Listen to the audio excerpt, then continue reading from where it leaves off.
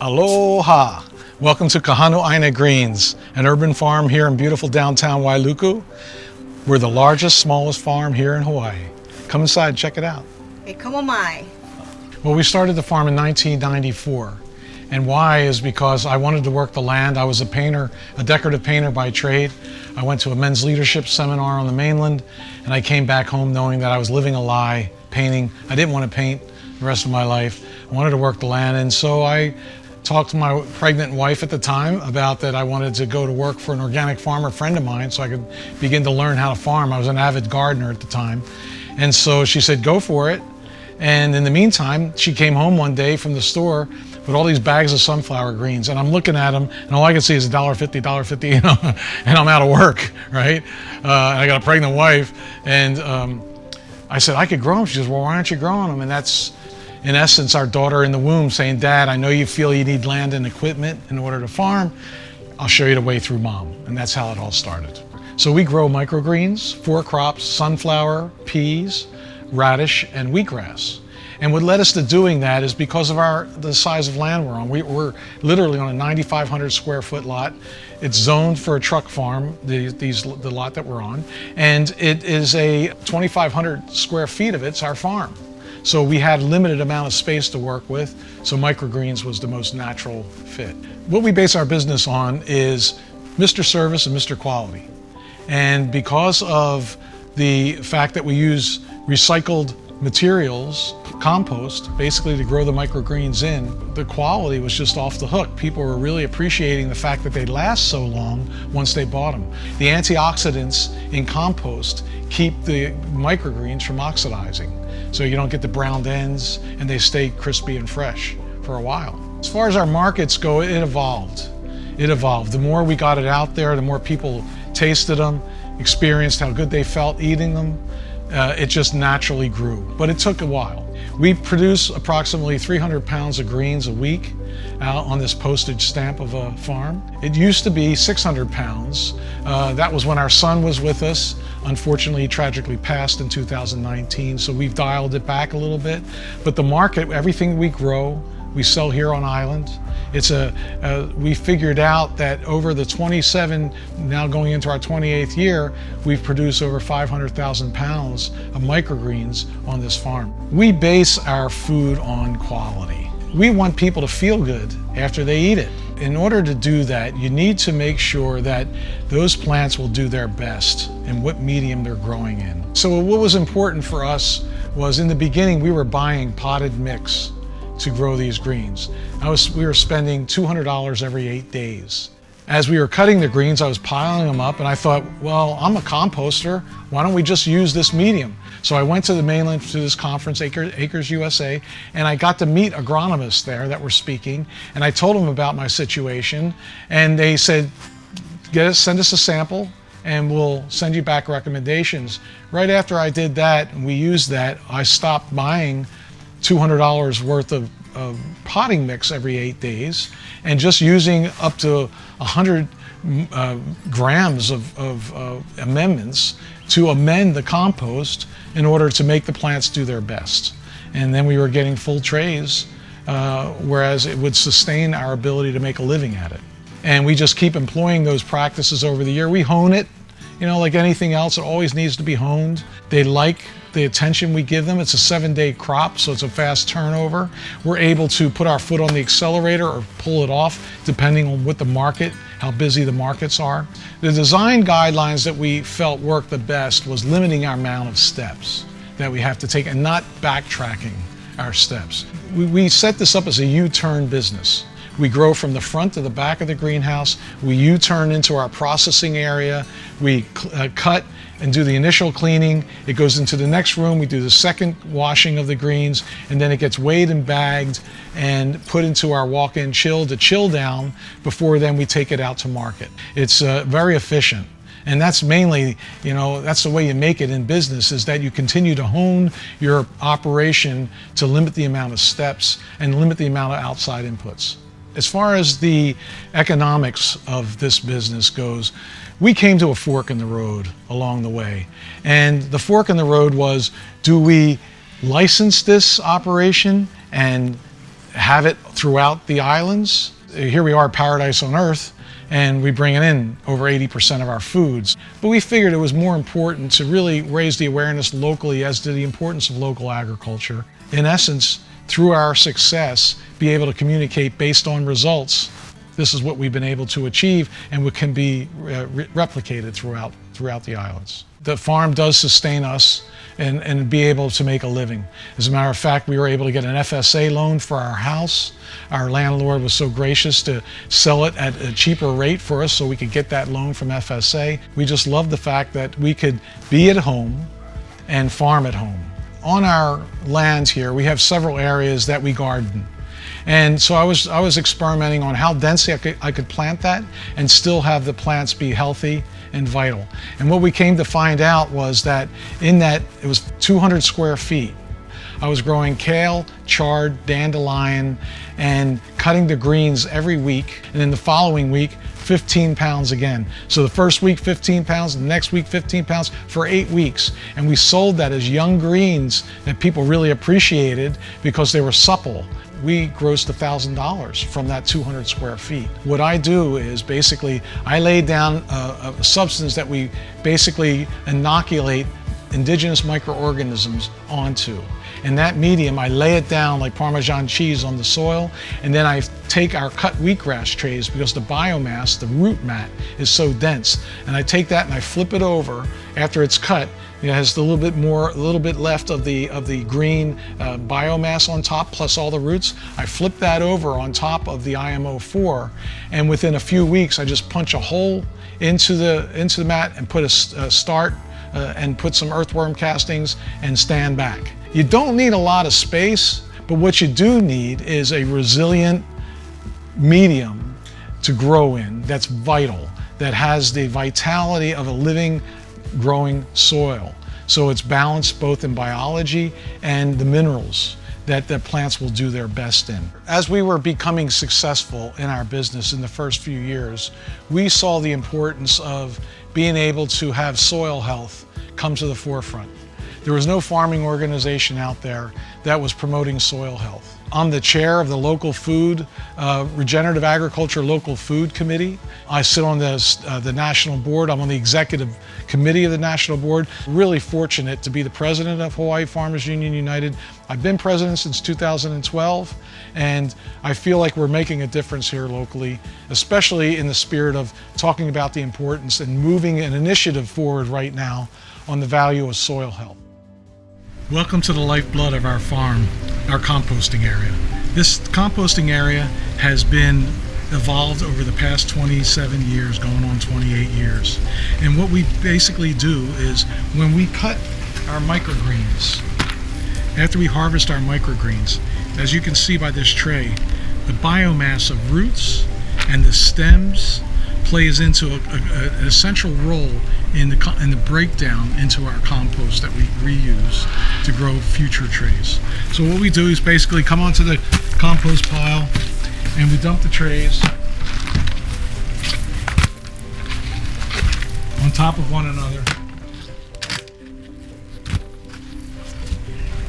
And then we have a network of pipes that runs a grid on the bottom that has a T that comes up to where air can get down inside, and it doesn't go anaerobic once the pile grows tall. So we build behind where we're eventually taking from. In other words, this is the start of the new pile, and at that far end of that pile is where we screen from. So by the time we make it down to here, this pile is going to be up and ready to be harvested. So in essence, we build behind where we screen. So the oldest part of the compost pile is the part of the pile that we screen to use for the next trays we plant. So what I like to call it is cutting the chocolate cake of the pile to get new material ready for me to screen. Now this new material is humic-rich material. It looks dry on top, but the beautiful thing about the humic-rich material that we have here is that you compress it, it keeps its form because there's so much biological material that has created these glues and resins in this material. But as you notice, I just touch it with my finger and it's really friable. It falls apart. And so that's why you could see how roots would just go through this like hot knife through butter. And so this is one of the biggest benefits, one of the biggest resources we have on the island, is having this humic rich material be the medium that we grow our greens in. So I always like to say we all need to have more of a sense of humus in life, and this is the kind of humus I'm talking about. This is the real deal. So what I do is, after I get the material down, I go over to our trommel here, which is made from a cement mixer. Plug it in, and I have 1-inch screen on the outside and 1/2-inch screen on the inside. And what that enables me to do is, when I start to screen, if I accidentally hit the rim, it's not going to smash the screen. So it goes, the 1-inch screen is stout enough to where it holds everything in place. And so I take our compost, throw it into the mixer, and it's a perfect speed. Cement mixers are the perfect speed to be able to screen compost in. And then after I'm done screening, all this material that was too big to go through the screen goes back into the compost pile. So we're able to maximize the use of the material, and then all that biology that's in the bigger pieces gets put back onto the pile to be used again.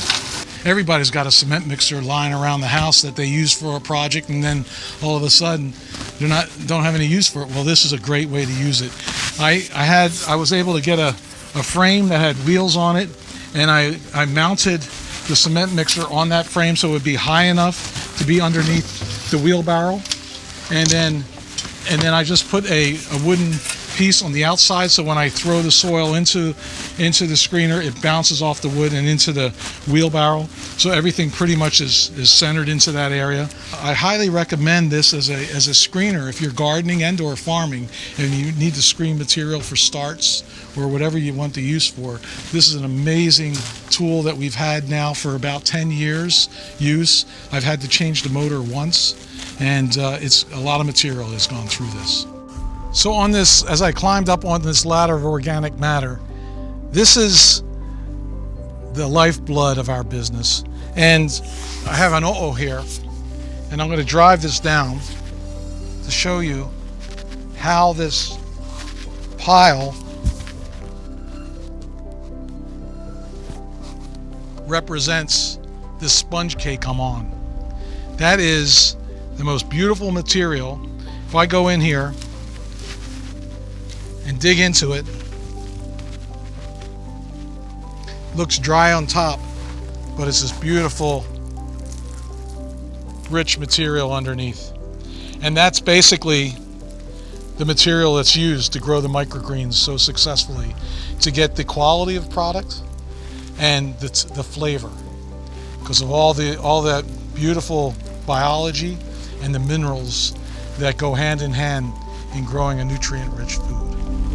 So what I've done here is I've taken a 20-foot section of 2-foot diameter PVC pipe, cut it horizontally, and then cut it in 4 10-foot pieces, and basically made troughs out of it to do vermicomposting in. Now this has been a really successful way of going about doing it, in the sense that when you compost, you want to add 12 parts of carbon to 1 part nitrogen. So food waste represents the nitrogen. So you want to make sure you have enough carbon in there. And the carbon we're using is our shredded cardboard. And what makes this really magical is that the worms just love it, as you can see, with all the activity that's right below the surface here.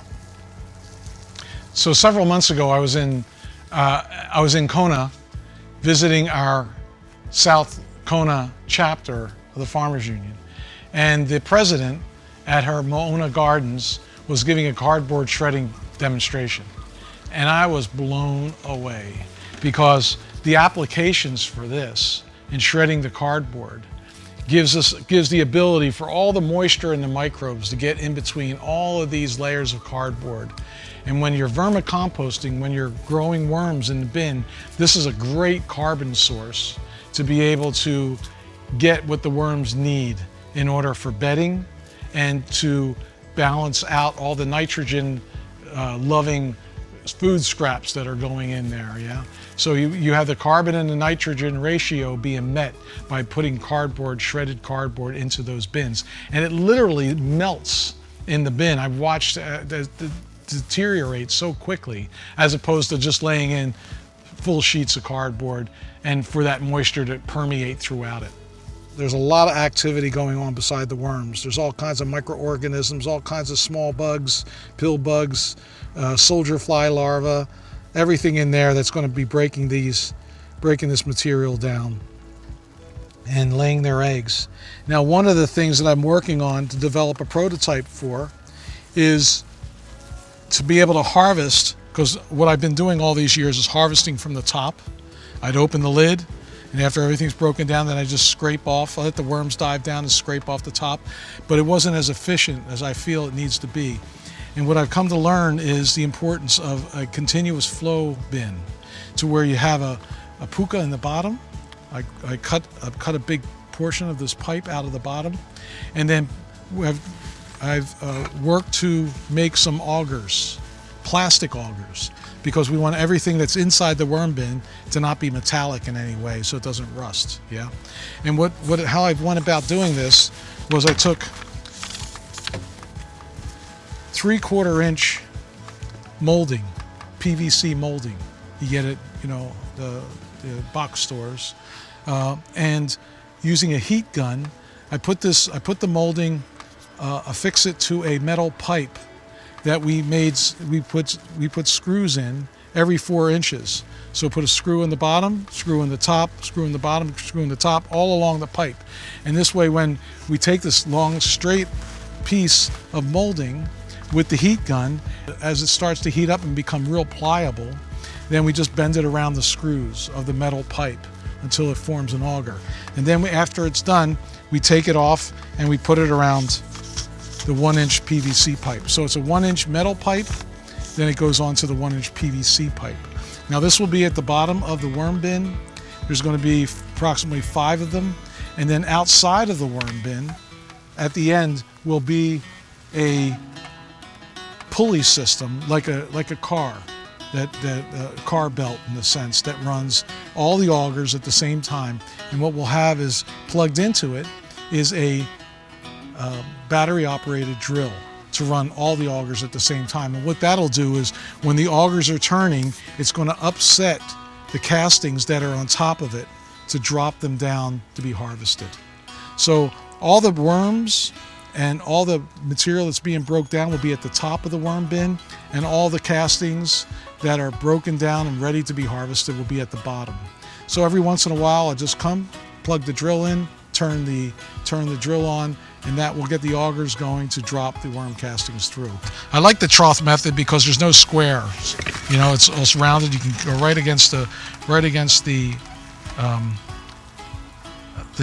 sides of the walls. Now you see down below there isn't that much worms. This is all pure castings. And that's what I'm saying. The worms stay at the top where all the food is. And this is all castings ready to be harvested. And the glues and the resins of what the earthworms poop out, basically, is what forms these castings into a, almost like clay-like material, but very pliable. Yeah, and this is a really great food for the plants. You can put this into a compost tea brewer, put this into a bag, and brew it, and add molasses and kelp meal. Why nutrient-rich food is so important? I recently heard a news report that spoke about, because of the variant, all the numbers that have been rising as far as people getting sick. And they said, well, people are letting their guard down. And I was like so frustrated at that statement, because I feel as though people have been letting their guard down since TV dinners came in vogue. With the denaturing of our food supply has gone on for many years. We really need to pay attention to the nutrient-dense foods that we can produce using regenerative agricultural practices. And so we lived that here on this farm.